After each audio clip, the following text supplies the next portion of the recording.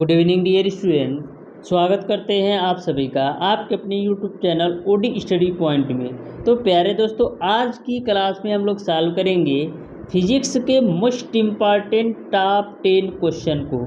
Dear student, ये top 10 question ऐसे question हैं जो आपके पॉलिटेक्निक अथवा आईईआरटी एंट्रेंस एग्जाम में कम से कम 10 से अधिक बार पूछे गए क्वेश्चन हैं। और डियर स्टूडेंट, एक बात मैं आपको बता दूं, इन 10 क्वेश्चन के माध्यम से मैं आपको 25 से 30 क्वेश्चन कवर कराने वाला हूं। तो डियर स्टूडेंट, अगले 10 से 15 मिनट आप बिल्कुल ध्यान से अच्छी तरीके से दिल और दिमाग लगा करके इस क्लास को ज़रूर लीजिएगा, क्योंकि इस क्लास से आपके पॉलिटेक्निक अथवा आईईआरटी एंट्रेंस एग्जाम में 2 से 3 क्वेश्चन आने की 100% संभावना है। तो डियर स्टूडेंट, अगले 10 से 15 मिनट आप बिल्कुल ध्यान से अच्छी तरीके से इस क्लास को ज़रूर लीजिएगा, जिससे आपको सारे क्वेश्चन के कॉन्सेप्ट बिल्कुल शानदार तरीके से समझ में आ सके। तो डियर स्टूडेंट, स्टार्ट करते हैं आज की क्लास। देखते हैं डियर स्टूडेंट क्वेश्चन नंबर 1। तो क्वेश्चन नंबर 1 है आपका डियर स्टूडेंट, वर्नियर कैलिपर्स की अल्पतम मान क्या होती है। ऑप्शन नंबर ए आपका है 0.01 मिलीमीटर। ऑप्शन नंबर बी आपका है 0.02 मिलीमीटर। ऑप्शन नंबर सी आपका है 0.05 मिलीमीटर। और ऑप्शन नंबर डी आपका है इनमें से कोई नहीं। तो वर्नियर कैलिपर्स की अल्पतम जो मान होती है वो आपका 0.02 मिलीमीटर होता है, यानी कि क्वेश्चन नंबर 1 का ऑप्शन नंबर बी सही हो जाएगा। यदि आपसे पूछूं डियर स्टूडेंट कि 1 मीटर में कितने मिलीमीटर होते हैं, तो 1 मीटर में डियर स्टूडेंट आपके 1000 मिलीमीटर होते हैं। 1 मीटर में 1000 मिलीमीटर होते हैं। वहीं पर यदि बात किया जाए कि 1 मिलीमीटर में कितना मीटर होगा, तो यदि आपका 1 मीटर में 1000 मिलीमीटर होगा तो 1 मिलीमीटर में आपका 10⁻³ मीटर के बराबर होगा। इस बात को भी आप ध्यान में रखिएगा। क्वेश्चन नंबर 2 आपका है डियर स्टूडेंट, एंगस्ट्रॉम किस भौतिक राशि का मात्रक है। ऑप्शन नंबर ए आपका है ध्वनि के वेग का। ऑप्शन नंबर बी आपका प्रकाश की तरंगदैर्घ्य का। ऑप्शन नंबर सी आपका है प्रकाश के वेग का। और ऑप्शन नंबर डी आपका है ऊष्मा का। तो एंगस्ट्रॉम जो मात्रक है वो आपका प्रकाश की तरंगदैर्घ्य का, यानी कि क्वेश्चन नंबर 2 का ऑप्शन नंबर बी सही हो जाएगा।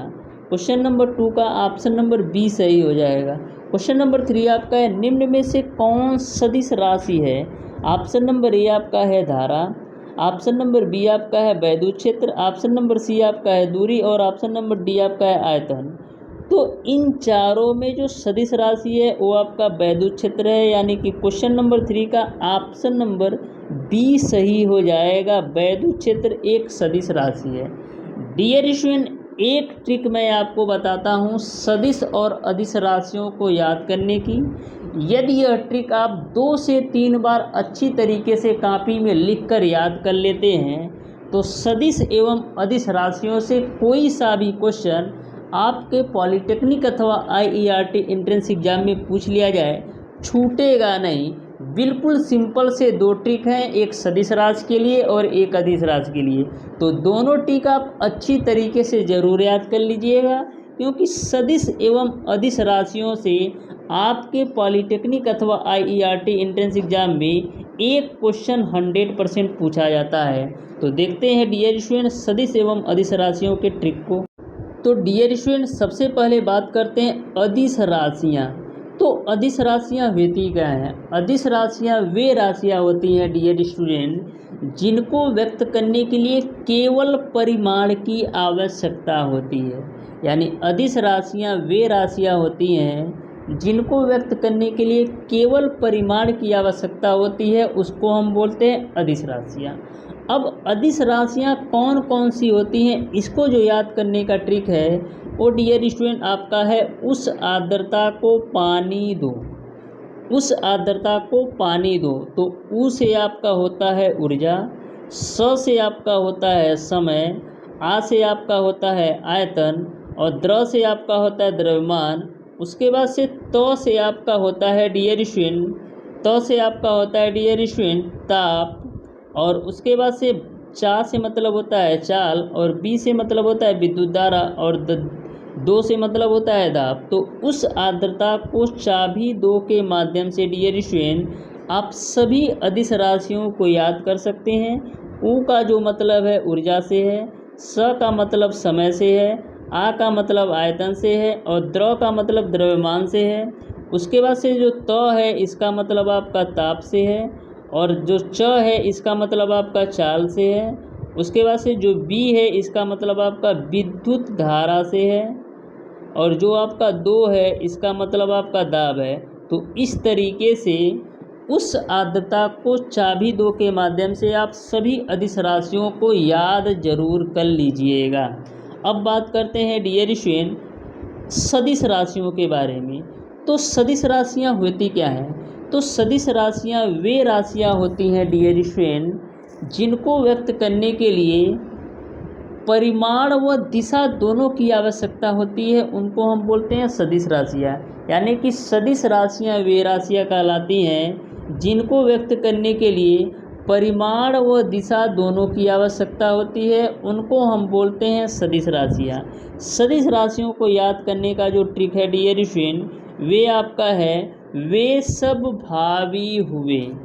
वे तब भावी हुए। तो वे का मतलब है वेग से, त का मतलब है त्वरण से, ब का मतलब है बल से, भ का मतलब है भार से, और वी का मतलब विस्थापन से। तो इस तरीके से वे तब भावी हुए के माध्यम से आप सभी सदिश राशियों को याद कर सकते हैं। वे का मतलब वेग से है, त का मतलब त्वरण से है, ब का मतलब बल से है, और भ का मतलब भार से है, और वी का मतलब विस्थापन से है।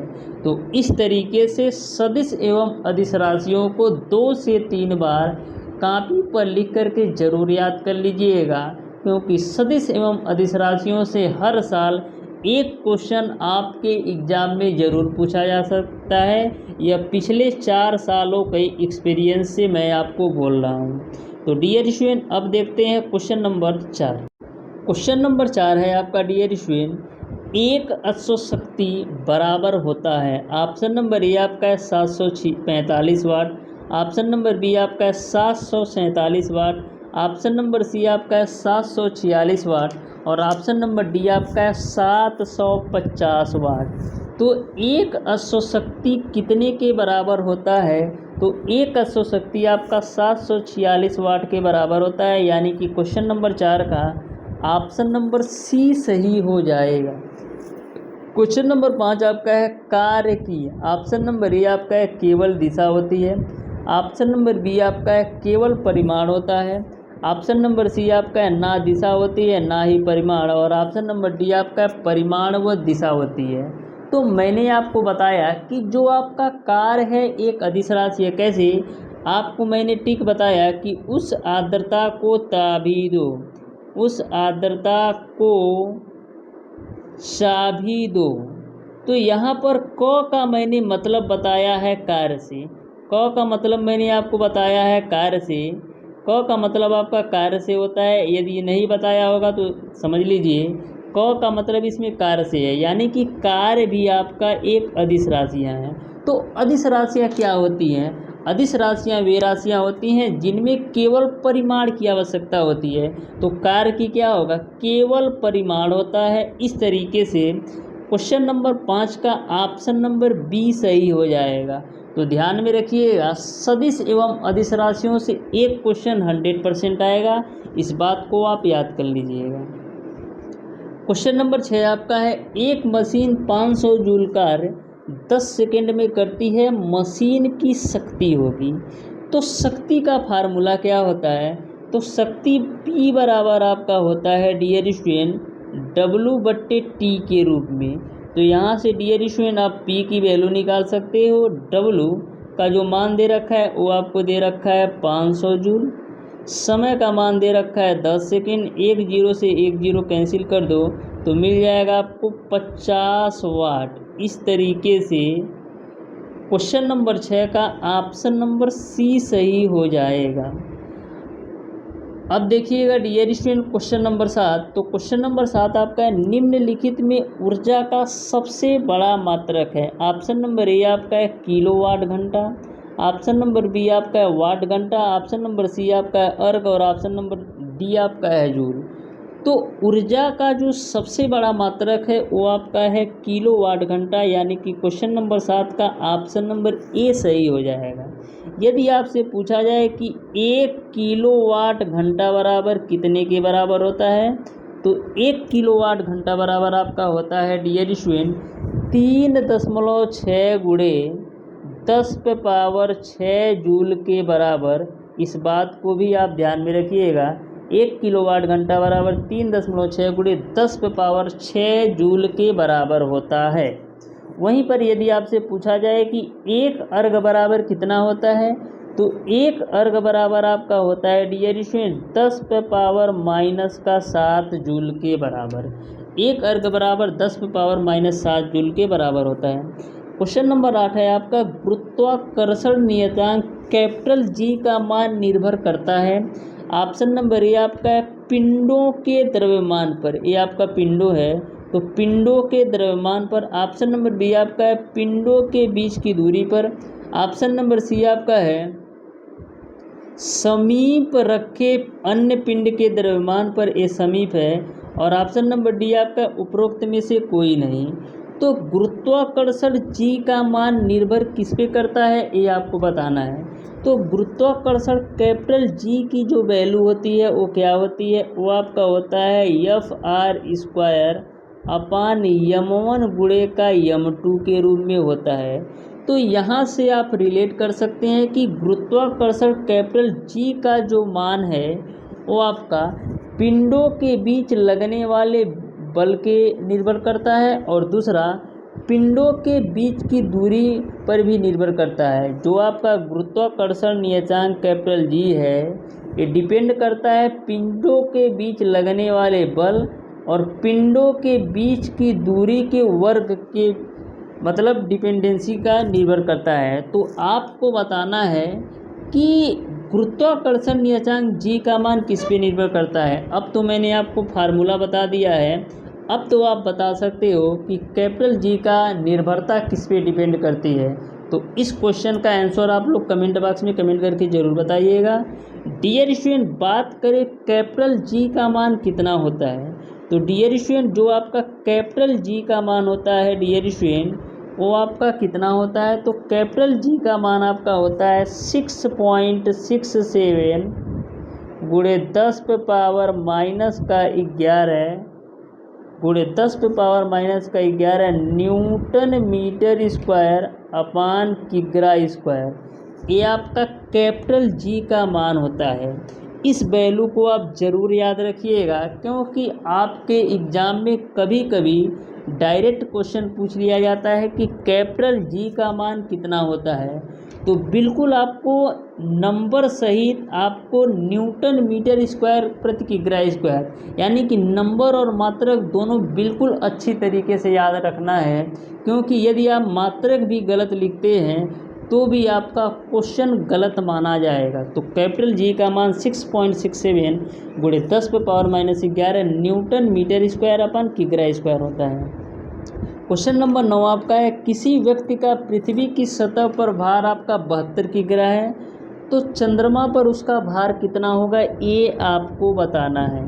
तो एक बात हमेशा ध्यान में रखिएगा कि किसी भी व्यक्ति या किसी भी वस्तु का भार यदि आपका पृथ्वी पर जी है तो उसी व्यक्ति अथवा उसी वस्तु का भार चंद्रमा पर g/6 होगा। यानी कि किसी भी व्यक्ति अथवा वस्तु का भार पृथ्वी की अपेक्षा चंद्रमा पर g/6 होता है। यानी कि पृथ्वी पर यदि किसी व्यक्ति का भार g होगा तो चंद्रमा पर आपका g/6 है। तो पृथ्वी पर जो व्यक्ति का भार है वो आपका 72 किग्रा है, तो चंद्रमा पर कितना होगा 72/6 के बराबर। तो 72/6 कितने के बराबर होगा, 12 के बराबर। इस तरीके से आपका क्वेश्चन नंबर 9 का ऑप्शन नंबर ए सही हो जाएगा। तो ध्यान में रखिएगा, किसी भी व्यक्ति अथवा वस्तु का भार चंद्रमा पर पृथ्वी की अपेक्षा 1/6 के बराबर होता है, यानी कि पृथ्वी पर यदि जी होगा तो चंद्रमा पर आपका g/6 के बराबर होगा। क्वेश्चन नंबर 10 आपका है गुरुत्वाकर्षण बल है, ऑप्शन नंबर ए आपका है प्रतिकर्षण बल, ऑप्शन नंबर बी आपका है स्थिर वैद्युत बल, और ऑप्शन नंबर सी आपका है संरक्षी बल, और ऑप्शन नंबर डी आपका है असंरक्षी बल। तो गुरुत्वाकर्षण बल किस टाइप का बल है, ये आप लोग कमेंट बॉक्स में कमेंट करके ज़रूर बताइएगा। ये आपका पहला क्वेश्चन है। दूसरा क्वेश्चन मैंने आपसे पूछा है कि कैपिटल जी यानी गुरुत्वाकर्षण नियतांक किस बात पर डिपेंड करता है, इसको आप लोग कमेंट बॉक्स में कमेंट करके बताइएगा। और तीसरा क्वेश्चन मैं आपसे ये पूछ रहा हूँ कि स्मॉल जी का मान कितना होता है, इसका भी आंसर आप लोग कमेंट बॉक्स में कमेंट करके ज़रूर बताइएगा। तो प्यारे दोस्तों, आज की क्लास को यहीं तक रखते हैं, मिलते हैं नेक्स्ट क्लास में, तब तक के लिए धन्यवाद।